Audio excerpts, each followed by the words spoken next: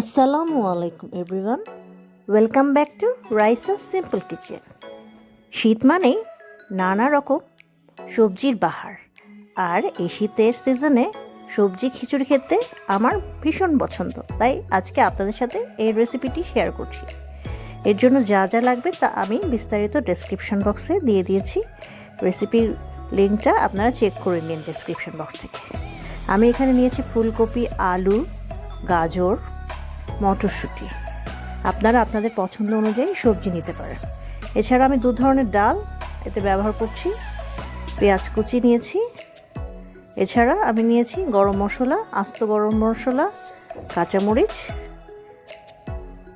রান্নার তেল এবং ঘি, আদা রসুনের বাটা,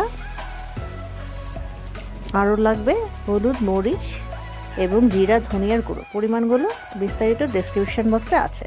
প্রথমে একটা ডিপ ফ্রাই প্যানে আমি 1 টেবিল চামচ ঘি নিয়েছি এবং 1 টেবিল চামচ রেগুলার অয়েল নিয়েছি। আপনারা চাইলে পুরোটা ঘি বা অয়েল দিয়েও করতে পারেন। আমি সবজিগুলোকে একটু ভেজে নিব। যেগুলো শক্ত ধরনের সবজি যেমন আলু, গাজর এবং কপি, এগুলো আমি একটু ফ্রাই করে নিচ্ছি। আমি এটা প্রায় 5 মিনিট ধরে ভাজবো, তাতে করে একটা সুন্দর ফ্লেভার বের হবে এবং সবজিটাও অনেকটা সেদ্ধ হয়ে যাবে। এখানে কোনো রকম মশলা বা লবণ কিছুই আমি ব্যবহার করিনি। সবজিটা নেড়েচেড়ে ভেজে নিচ্ছি।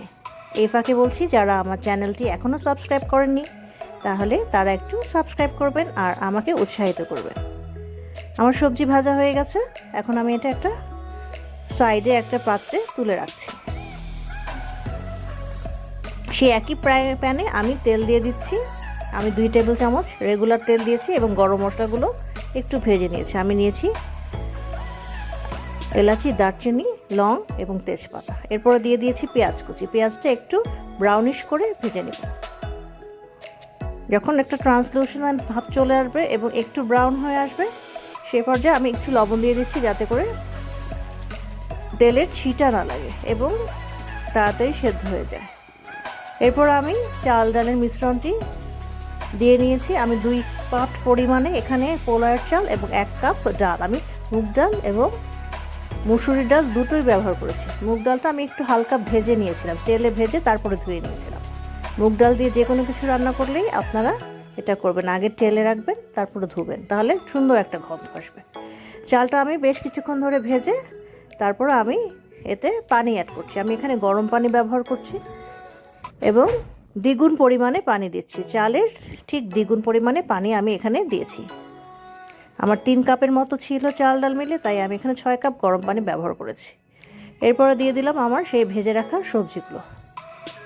আমি এই পর্যায়ে লবণটাও দিয়ে দিব এবং দিয়ে দিচ্ছি হলুদের গুঁড়ো 1 চামচ, মরিচের গুঁড়ো 1/2 চামচ, জিরা এবং ধনিয়ার গুঁড়ো 1/2 চামচ করে, এবং সবশেষে আমি দিয়ে দিব গরম মশলার গুঁড়ো। এগুলো দিয়ে আমি নেড়েচেড়ে দিয়ে দিচ্ছি। আপনার লবণটা এই পর্যায়ে অ্যাডজাস্ট করে নেবেন পানিটা থাকা অবস্থায়। লবণটা এই সময় একটু বেশি লাগবে, একটু বেশি লাগা মানে আপনার লবণটা ঠিক আছে। সবশেষে আমি দিচ্ছি মটরশুঁটি, কারণ মটরশুঁটি সেদ্ধ হতে কিন্তু সময় লাগে না। আর আপনারা ফ্রোজেন মটরশুঁটি যদি ইউজ করেন তাহলে সেটা আরও পরে দেবেন। এভাবে আমি ঢেকে এখন মিডিয়াম টু লো হিটে এটাকে সেদ্ধ করব, চালটাকে, যতক্ষণ না পানি টেনে আসে। আমার পানিটা টেনে গেছে। প্রায় 7-8 মিনিট পরে আমি ফিরে এসেছি। এখন আমি আবার নেড়ে চেড়ে দিচ্ছি। আমার খিচুড়িটা প্রায় 80% থেকে বেশি হয়ে গেছে। এখন আমি এটা লো ফ্লেমে রান্না করব। তার আগে আমি দিয়ে দিচ্ছি আরও 1 চা চামচের মতো ঘি এবং কাঁচামরিচ। ঘিটা শেষ পর্যায়ে দিলে খুব সুন্দর একটা ফ্লেভার এবং স্বাদ পাওয়া যায়। এখন আমি এটা দমে 5 থেকে 8 মিনিট রেখে দেব। 5 থেকে 8 মিনিট পরে আমি একটু নেড়ে দিচ্ছি। আমার খিচুড়ি হয়ে গেছে। খুব সুন্দর একটা ফ্লেভার আসছে। আপনারা অবশ্যই এটা বাসায় ট্রাই করবেন। এখন আমি এটা পরিবেশনে চলে যাব। আপনারা এটা ডিম ভাজি, হাঁসের মাংস, গরুর মাংস সব কিছু দিয়ে খেতে পারেন। আজকে আমি হাঁস এবং আচারের সাথে এটা পরিবেশন করছি। হাঁসের মাংসের রেসিপি আমি পরবর্তীতে দিয়ে দেব। আশা করি রেসিপিটি সবার ভালো লেগেছে। ভালো লাগলে প্লিজ আমার চ্যানেলটি সাবস্ক্রাইব করবেন আর আপনার ফ্রেন্ডস ফ্যামিলির সাথে শেয়ার করবেন। Thank you.